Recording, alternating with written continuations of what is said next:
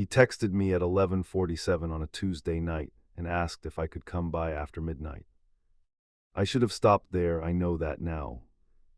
My name is Derek. I was 26 at the time, living in Roanoke, Virginia, 3 weeks behind on rent. I'd been picking up freelance IT work, but it wasn't enough, so I did what a lot of people do when they need fast cash. I listed everything I could spare on Facebook Marketplace.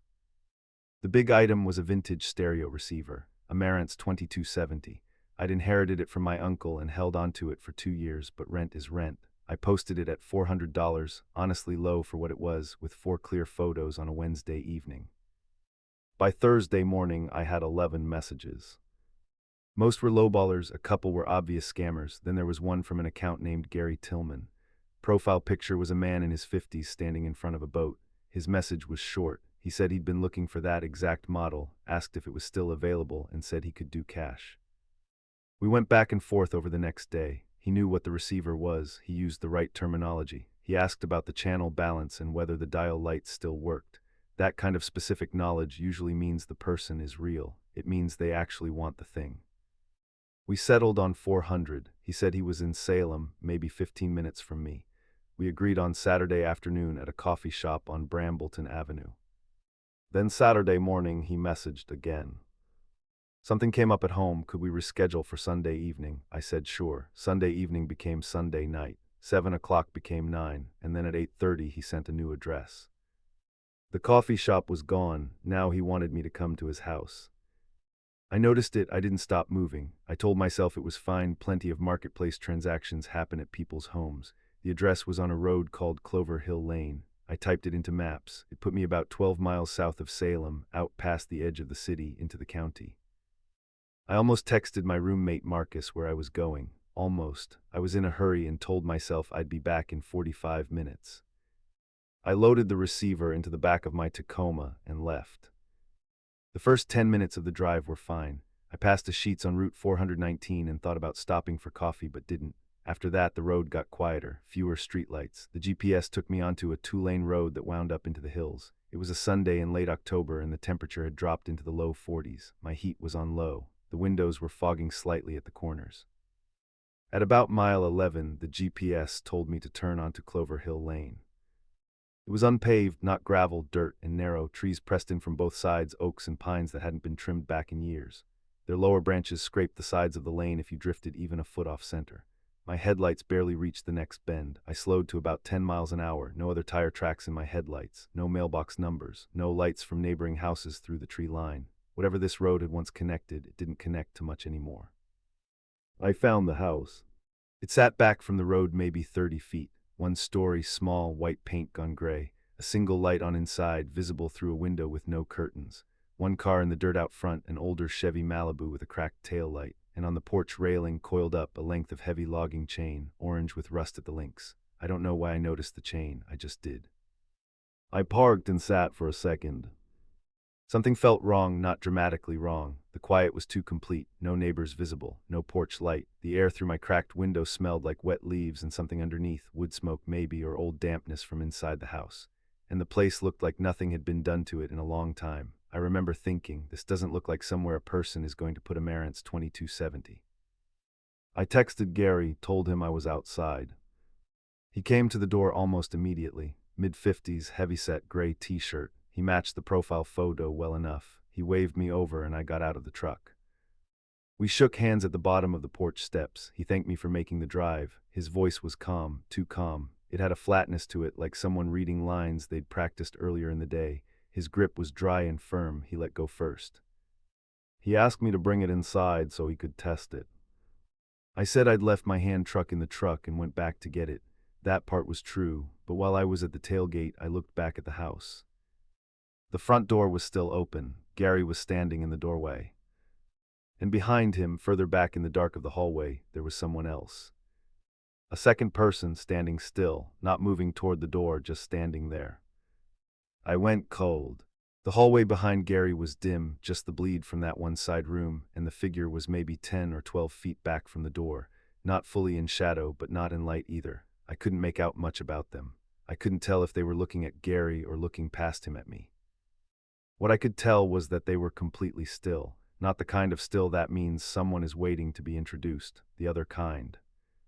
Gary hadn't mentioned anyone else, not once, not in any of our messages. No wife, no son, no roommate, and this person wasn't stepping forward to say hello. They weren't coming to help carry anything. They were just standing in the dark, watching me at my truck.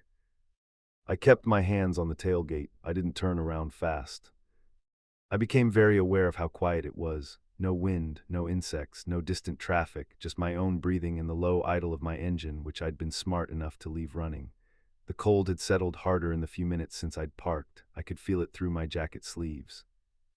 I said loud enough to Carrie that I thought I'd left my phone in the cab and needed to check. Gary said okay. I got in the truck.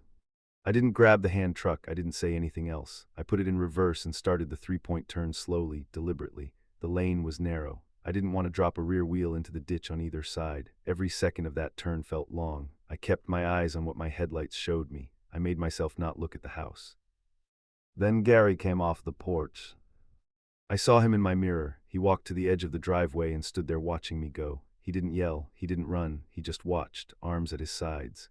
He stopped exactly at the boundary where the dirt of the driveway met the dirt of the lane, like he'd stopped at a line he'd drawn for himself. That was almost worse than if he'd chased me. A man who chases you is panicking. A man who just watches has done this before and knows how it ends. I got to Route 419, turned north, and didn't slow down until I hit the sheets. I sat in that parking lot for 20 minutes with the engine running. The fluorescent lights and the other cars and the faint smell of diesel and coffee felt like the most normal things I'd ever experienced. I called Marcus and told him where I'd been. He was quiet for a second, then said I was an idiot for not texting him the address. He wasn't wrong. I looked at Gary's Facebook profile. It was still up. I scrolled back through his posts. There weren't many. The account had been created 8 months earlier. Thin activity, a few shares of fishing articles, a couple of comments in community groups. Nothing going back more than a year. Nothing that placed him in Salem with any specificity. And the boat in the profile photo had no visible registration numbers. I hadn't noticed that when I first looked. I filed a report with the Roanoke County Sheriff's Office the next morning. The deputy I spoke to was a woman named Oakes. She listened without interrupting. When I finished, she asked me to pull up the Facebook account right there at the counter. The account was already gone. She wrote down everything I had, the name, the address on Clover Hill Lane, the phone number Gary had texted from, the full timeline. Then she told me they'd had 2 other complaints in the last 4 months that sounded similar. Different names on the accounts, same general shape. Somebody selling electronics or tools, getting moved to a home address, getting asked to come inside. She said they hadn't caught anyone yet. She said that carefully and evenly, like she'd said it before. I still have the Marantz. It's sitting on a shelf in my apartment right now. I keep meaning to list it again, but I haven't. I think about that second person standing in the hallway, not moving, just waiting. I don't know what they were waiting for. I'm glad I didn't find out. All my lights were off when he said I'd left them on. My name is Cal, I'm 31. I do remote IT support for a logistics company out of Columbus, Ohio. My girlfriend Dana flew to Portland that Thursday for her sister's wedding. 4 nights alone in our rental on Garfield Street just outside Zanesville. Small 2-bedroom, old neighborhood, quiet street. Dana had been gone about 6 hours when it started. I'd stayed up too late watching a Kings game on my laptop. Couch, a can of Pringles, ceiling fan running on low. Normal night. Around 2 in the morning I started dozing off. That's when the motion light above the back door kicked on. I glanced toward the back door window. The yard was bright and washed out through the glass. I sat up and waited. 30 seconds. The light cycled off. I told myself it was one of the Romero's cats. They have 3 of them next door. I told myself that and went back to the game. Then their dog started up. The Romeros have a shepherd mix named Daisy.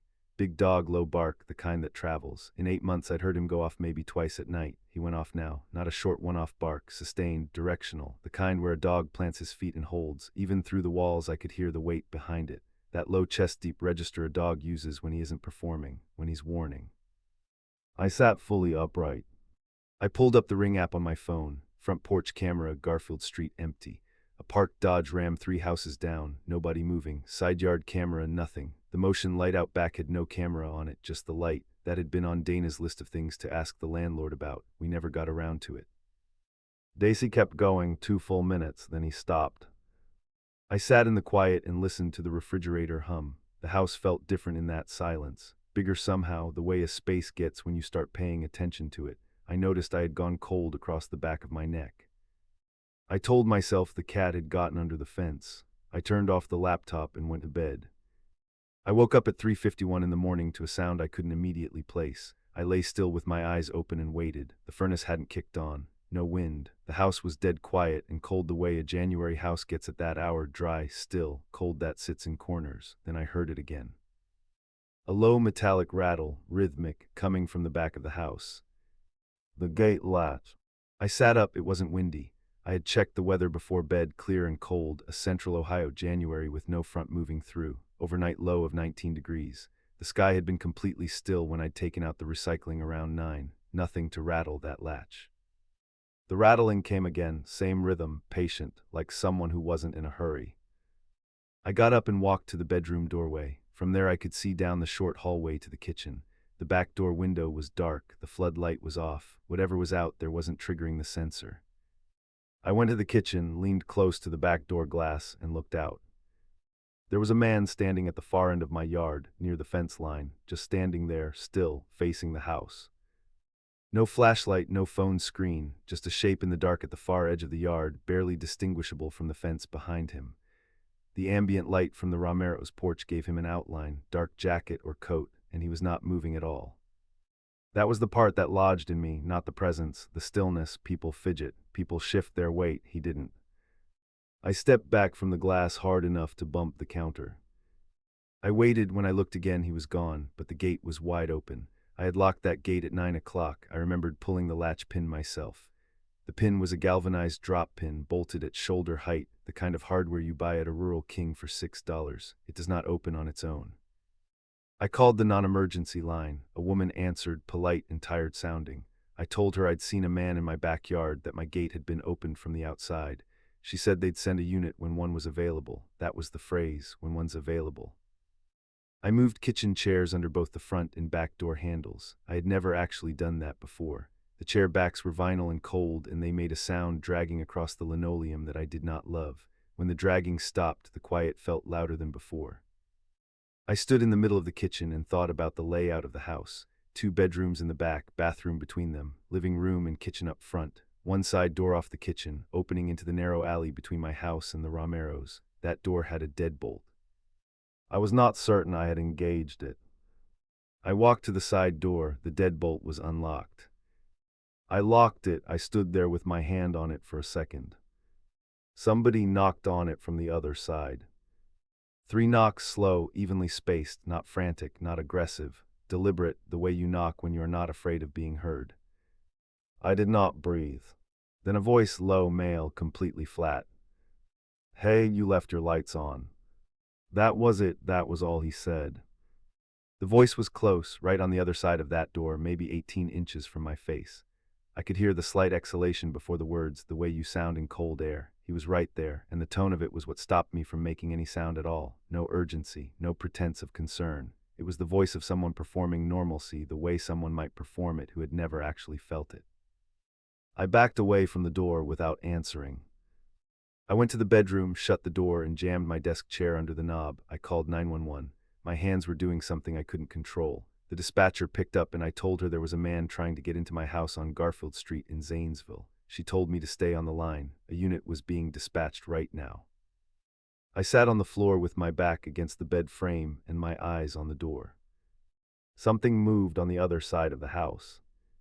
Not the side door, not the back door, the second bedroom, the room we used for storage. The window on that room faced the backyard. I heard it distinctly, a soft metallic drag, a window being tested in its frame from the outside. Up and down, slow, feeling forgive, methodical. It went on for about 10 seconds and then it stopped. I stayed on the line. The dispatcher kept talking to me in a level voice. She asked if I could hear anyone inside the house. I told her I didn't think so. She asked if I had anything I could use. I had a streamlight flashlight on the nightstand, heavy metal, the kind that doubles as a baton. I told her I had that. She said to keep the door blocked and stay where I was. I heard the cruiser pull up 11 minutes later. I counted. I didn't move until the officer knocked on the front door and identified himself. They found the back gate standing open. The window screen on the storage room had been pushed inward, not broken, just bent at the corner and shoved in a few inches. The officer who walked the yard said the ground under that window had shoe impressions in the frost. He had his flashlight angled low across the frozen grass when he said it. Even from the doorway I could see the shape of them. 2 feet, side by side, toes pointed at the window. Somebody had been standing there, not passing through. Standing. Planting their feet and working at something. They found nobody. They drove the block twice and found nobody. One of the officers, older guy, reminded me of someone's uncle, stood in my kitchen and told me the neighborhood had seen a couple of incidents. Prowler calls, nothing confirmed. He said to call back if anything else happened, and he said it like he meant it. After they left, I sat on the couch with every light in the house on. I did not sleep again that night. At 6:15, I drove to the Circle K on Maple and bought a large coffee and sat in the parking lot until it was light outside. In the morning, I went through the Ring footage frame by frame. The front camera had caught him once at 2:09 in the morning before I even woke up. He walked past on the sidewalk, stopped, and stood at the edge of my front lawn for 40 seconds. Then he walked on. You couldn't make out a face, the angle was wrong, the timestamp overlay blocked part of the frame, but you could see the posture, relaxed, unhurried, the way someone stands when they are deciding something. The Zanesville PD took a copy of the footage. I gave them the full clip. I don't know what came of it. Nobody called me back. Nobody was arrested, not in connection with my address. I asked twice. Dana came home 2 days later. I told her everything. We got a Blink XT2 installed above the back door that weekend, hardwired. I put a Schlage bar lock on the side door. The Romeros said Daisy had been restless for a couple of nights running. They thought it was the cold. I still think about that voice through the side door. The tone of it, not angry, not rushed, flat and certain, the way you sound when you already know the answer to the question you're asking. You left your lights on. All my lights were off. The third night, I realized he hadn't moved in over an hour. My name is Cal. I'm a freelance surveyor out of Columbus, Ohio. I travel for work, and when I can, I book a quiet rental instead of a motel. That's the only reason I was in rural Harlan County, Kentucky. A road-widening project along Route 119 had pulled me down into the eastern coalfields for 2 weeks. I found a farmhouse on a booking site, 3 nights, $60 each. The photos showed a wide porch, a gravel drive, fields running back toward a tree line. It looked peaceful. That was the word I used when I texted my girlfriend about it, peaceful. I passed a Hardee's on the way in, then a dollar store, then nothing. The county road turned to gravel about 4 miles past a church with no cars in its lot. The field smelled like wet clay and cut grass and something faintly chemical I couldn't place. The sky was low and colorless when I pulled in, and the tree line at the back of the property was the kind of dark that starts early and finishes deep. The host had left a lockbox with a key and a laminated sheet of instructions on the kitchen table. The sheet had 9 items, most were standard: don't use the fireplace, parking in the back, trash cans by the barn, but number 6 stopped me. It said don't go past the second gate after dark, don't talk to anyone at the fence line. If someone knocks after 9, don't answer. I read it twice. I figured maybe there was a dog situation, a property dispute with a neighbor, one of those rural things. I set the sheet down and unpacked. The first night was fine. I ate a sandwich, worked until 10, went to bed. The second night I saw the truck. I stepped onto the porch around 8 to get some air. There's a fence running along the edge of the property, maybe 60 yards from the house. Beyond it is a dirt road. Beyond that, more fields. A truck was idling at the end of the driveway, old model. I couldn't tell the make in the dark, just headlights sitting still. It sat there for maybe 20 minutes, then it left. I didn't think much of it. Someone turning around, I figured. Wrong driveway. The third night it came back. I was watching from the front window when it pulled up. Same truck, same spot, but this time someone got out. He walked to the fence and stopped there, just stood, facing the house. I turned off the porch light so he couldn't tell I was watching. I stood at that window for 10 minutes. He didn't move, didn't shift his weight, didn't look down at a phone. He just stood at the fence with his hands at his sides and looked at the house. The night was quiet the way rural nights are, not silent, emptied of anything human. Frogs somewhere off in the low ground, a dog barking twice far up the road then stopping, the refrigerator cycling on and off behind me. My hands were cold. The window glass was cold against my knuckle when I pressed it there to steady myself. The man at the fence was wearing dark clothing. I couldn't make out his face, but his posture was perfectly upright, not someone resting, not someone waiting for a ride. He was oriented to the house, to the lit windows, to wherever he thought I was. After an hour, I started timing it. He blinked, but slowly, and he never looked away. At 11, there was a knock at the door. I didn't answer. The sheet had told me not to, and whatever doubt I'd had about that rule before, I wasn't second-guessing it now. The knock came again, patient, even 3 knocks, pause, 3 knocks. Then a voice came through the door, a man's voice, not old, not young, unhurried, the kind of voice that's used to waiting. "Hey there, just checking on things for Dale." Dale was the name on the rental listing. I didn't say anything. I stood on the other side of the door and waited. I focused on the ordinary smells of the house around me. Wood smoke in the walls, old grease from the kitchen, something damp behind the baseboard heater, something concrete to hold on to while my body decided whether to panic. The knocking didn't come again. I listened to footsteps cross the porch, go down the steps, go quiet in the gravel. The gravel shifted and crunched for longer than it should have taken to reach the driveway, like whoever it was had paused somewhere in the yard, then nothing. A minute later, the truck idled to life and pulled away. I went to bed with a chair wedged under the door handle. The next morning I drove into the closest town to get coffee and a signal. The town was called Bledsoe. It had a gas station, a post office, and a place called Marcy's that sold groceries and hot food out of a steam tray. I walked in and the 2 women behind the counter went quiet mid-conversation. 3 other people in the place. They all looked at me the same way, not unfriendly exactly, something harder to name than unfriendly, like they were clocking something. The woman who rang me up was maybe 60, kind face. She looked at my debit card when she handed it back. "You staying up at Dale's place?" she said. I said I was. She nodded, didn't say anything else, handed me my change and looked back at the register. I sat in my Tacoma in the parking lot and ate. Nobody came out of Marcy's. A dog crossed the road. The whole town felt like it was waiting for me to leave. I drove back to the rental and tried to work. I couldn't concentrate. I called the booking site and asked for a contact number for Dale. They gave me a cell. It rang 6 times and went to a voicemail with no name on it. I left a message asking about the fence line rule and the man who'd knocked. Dale never called back. Around 4 that afternoon, I went out to my truck to grab a field notebook I'd left in the back seat. There's a barn about 30 yards from the parking area. The big door was cracked open about a foot. I hadn't opened it, I hadn't been near it. I don't know what made me look inside. There was a cot along the left wall, an army green sleeping bag on top of it, a propane lantern on a crate beside it, a tin coffee cup, a folded flannel shirt. Someone had been sleeping in that barn. Recently, the lantern was warm when I touched it. The tin cup had a ring of dried coffee near the rim, and inside that ring the residue was still faintly tacky. I crouched down and looked at the cot without touching it. The sleeping bag had been compressed in the middle, molded to the shape of a body. The pillow was a folded jacket, I realized, not a pillow. There was a paperback book face down on the dirt floor, its spine cracked and swollen with humidity, a half-eaten sleeve of crackers. A water bottle still 2/3 full. I stood up, I looked at the barn door. At the gap it was cracked open too. At the angle of the view it gave onto the back of the house. The window above the kitchen sink, the back door, the parking area where my Tacoma sat. I went cold, not scared yet. That came a second later, first just cold. Then my stomach dropped and I understood.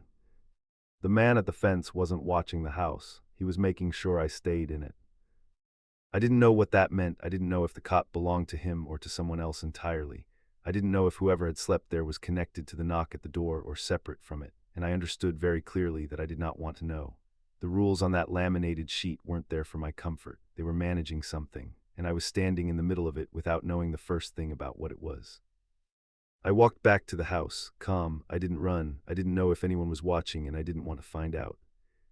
I packed everything in under 20 minutes. Clothes, laptop, equipment cases. I didn't fold anything. I just got it in the truck. I left the key on the kitchen table. I didn't take the laminated sheet, but I thought about it. I drove out the gravel road with my headlights off until I hit the county road. Then I turned them on and didn't stop. I went through Bledsoe without slowing down, past the church with the empty lot. I found Route 119 and got on it heading north. I didn't check my rearview mirror for 40 miles. Not once. I didn't trust what I'd see if I looked. I filed a complaint with the booking site when I got back to Columbus. They took the listing down within a week. I left a review first, but when I checked back 3 days later, it was gone. No note, no explanation. The listing itself was gone too. About 4 months later, I was reading a local news site out of Harlan County. I don't know what made me search it. Morbid curiosity, I guess. There was a brief item about a property off a county road being looked at in connection with a welfare check. No names, no details, 6 lines, and then it ended. I called my girlfriend that night and told her the whole thing. She listened without saying much. At the end, she said, "Why did the rules exist at all if they weren't going to protect you?" I've thought about that a lot. I think the rules weren't there to protect me. I think they were there to keep me manageable, to keep me in the house in the dark, not asking questions. The isolation was the point. No neighbors close enough to matter. No signal past the county line. Just a rented house and a laminated sheet telling me to stay put and not look at the fence. I've done a dozen rural stays since then. I still prefer them to motels, but I read every review now, even the ones that were taken down. I call the host before I book. I drive past the property before I check in. And the first night, I always check the barn.